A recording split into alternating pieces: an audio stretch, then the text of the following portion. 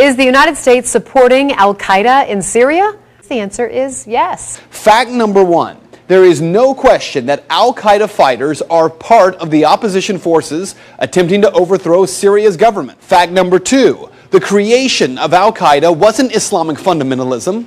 It was the CIA. The Mujahideen was created by the CIA to cause problems for the Soviets.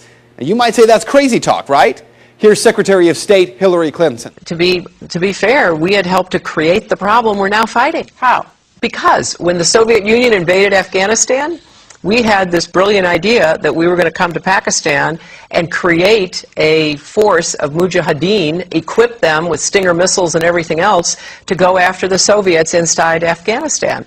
And we were successful. The Soviets left Afghanistan, and then we said, great, goodbye, leaving these trained people who were fanatical in Afghanistan and Pakistan, leaving them well armed, creating a mess, frankly, that at the time we didn't really recognize. We were just so happy to see the Soviet Union fall, and we thought, okay, fine, we're okay now. Everything's going to be so much better. Now you look back, the people we're fighting today, we were supporting in the fight against the Soviets. So it's not a conspiracy theory, it's history. And it's history that's being repeated in Libya and now in Syria.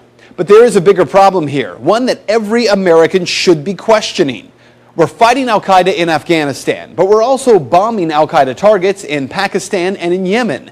And as we do that, something occurs known as collateral damage. Hundreds of civilians in Yemen have been killed in just the first half of 2012 by U.S. airstrikes aimed at al-Qaeda fighters. We also have a history of kind of moving in and out of Pakistan. I mean, let's remember here, the people we are fighting today, we funded 20 years ago. And we did it because we were locked in this struggle with the Soviet Union.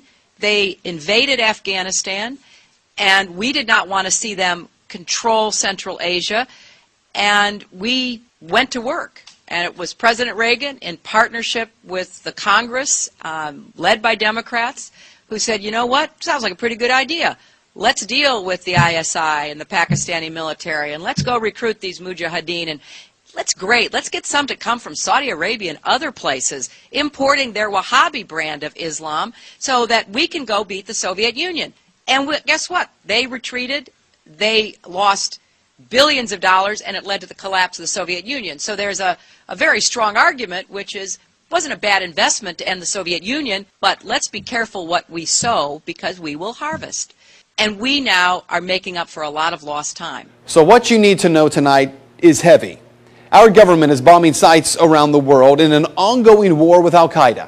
In Iraq, where al-Qaeda had no presence before the U.S. war, al-Qaeda is now thriving. The same al-Qaeda, yes, created by the U.S. government in order to harm the Soviets. And today, at least 13,000 civilians in Afghanistan are dead as a result of that war with al-Qaeda. So with all respect to Ms. Fitzgerald from the Irish Times, this is not propaganda. Rather, it is the question that every American should be demanding answers on from Congress and from this president.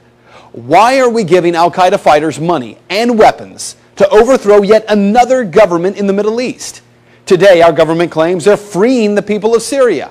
Tomorrow, if history tells us anything, we will be killing and wounding civilians in airstrikes and then referring to them as collateral damage in a war with an enemy who we brought to power.